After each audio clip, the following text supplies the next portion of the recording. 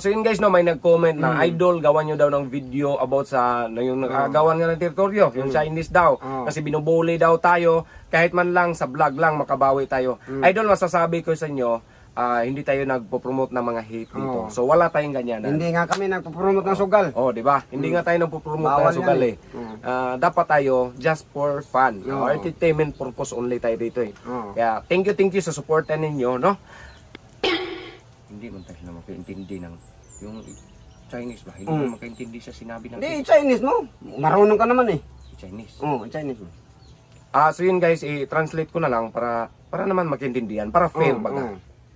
Baka sabihin ano yung sinabi ko sa inyo, tapos sila hindi nakaintindi, di ba?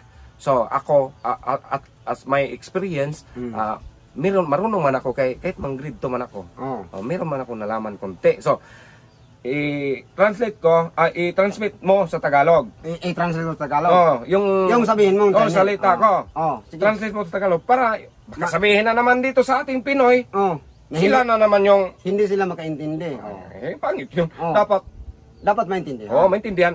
Sabihin ako, translate mo. I-translate ko. Para sila, ay, hindi tayo ni Idol.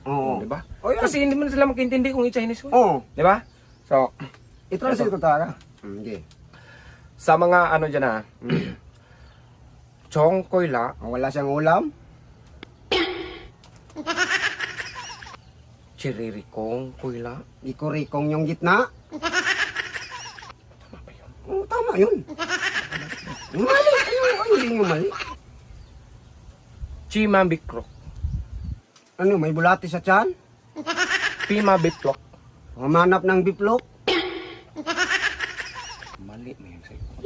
Hindi mo yan mali. Para maintindihan nila ba yung Chinese na sinasabi mo? Tumating ka sa biplok, no? Para nga maintindihan nila. Mali man yun.